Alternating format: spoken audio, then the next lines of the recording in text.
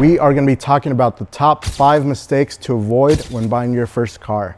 We're here in my friend Brian's garage. Brian started from humble beginnings to where he is now, and a lot of that was hard work, dedication, but it was also making smart financial decisions. So at 26 years old, I have now owned 26 cars, which gives me a little bit of experience when it comes to buying, selling cars, and the mistakes to avoid. Mistake number 1, if when possible, avoid financing your first car and buy it cash. Now this one, I know everyone doesn't always have the money to buy their first car outright. When you're financing your first car, you're often gonna get hit with incredible interest rates, and most of the time, especially if you don't have a cosigner, you're gonna be forced to get a brand new car, and that car is gonna massively depreciate, which is gonna push you back further away from your end goal. Just get something reliable.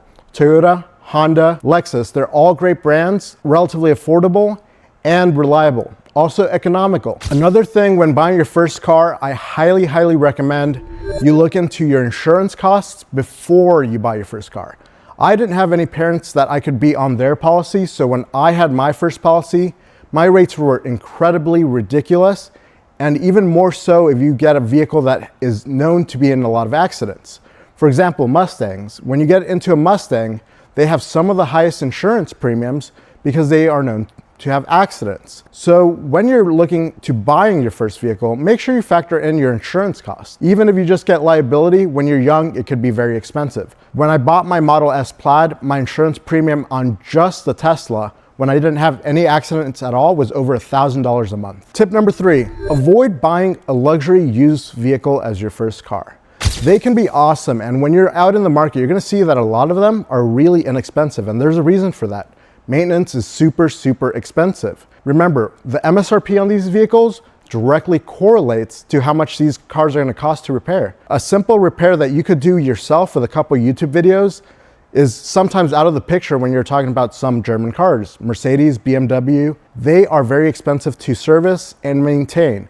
And often you'll hear about them being super unreliable. Sometimes they are, but sometimes it's just because people don't keep up with the maintenance. My first car was actually gonna be a Range Rover, and I'm so glad I didn't do it. I hired a mechanic to come check it out, and he said, I have seen it time and time again, do not buy these cars. They are a money pit. And sure enough, before I bought it, we went on the highway and it wouldn't go over 40. It was gonna be the air suspension, over a $10,000 repair that I almost brought upon myself for buying this first car. Tip number 4, don't buy a vehicle just to impress your friends. Make sure you're buying something that you personally enjoy, because you're gonna be driving this vehicle. Friends come and go, but at the end of the day, you're gonna be the one either paying on this vehicle or having to own it.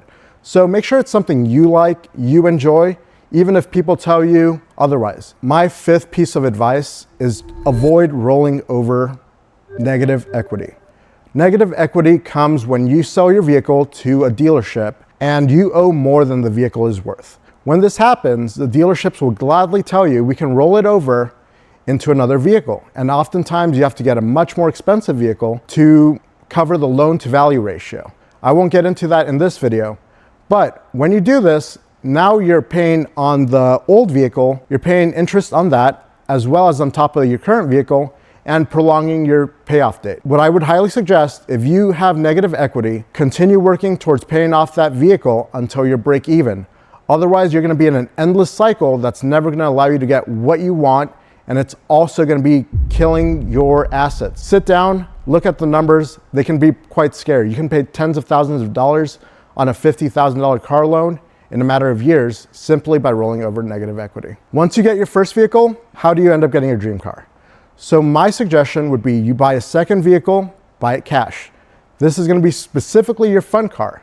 You're not gonna be daily driving this, but you are gonna be driving it when you wanna have a fun ride or whenever you feel like it. Now, the second part of this is once you're gonna continue saving money, and once you save up enough money and you're ready, you're gonna go ahead and sell that second vehicle and put all that money towards another vehicle.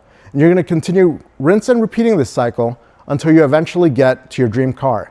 And guess what? Once you're at that point, you're gonna own that car outright.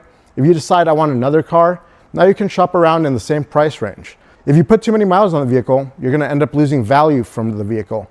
So put a moderate amount of miles, but don't do what I've done, because when I had an RS7 that ended up being one of the highest mileage RS7s sold in the country because I put over 140,000 miles on that car. And because of that, I lost a lot of money when I sold that vehicle. Don't overinvest in mods. Remember, any dollar you spend from that fund you're going to use to upgrade that vehicle could be spent towards the next vehicle. So unless it's a car you really plan on keeping for a while, don't overinvest in it. And like I said, continue rinse and repeating this cycle, and you're only a few years away from possibly getting your dream car. That is now the techniques I have been using, and they have been working for me.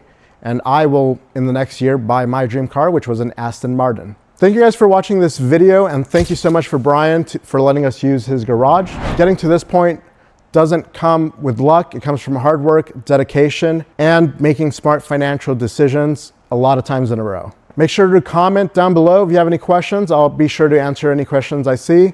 Like this video and subscribe if you want to see more content like this. I'd like for you guys to learn from my mistakes so you don't make the same mistakes I did, so that you have a better life in the future.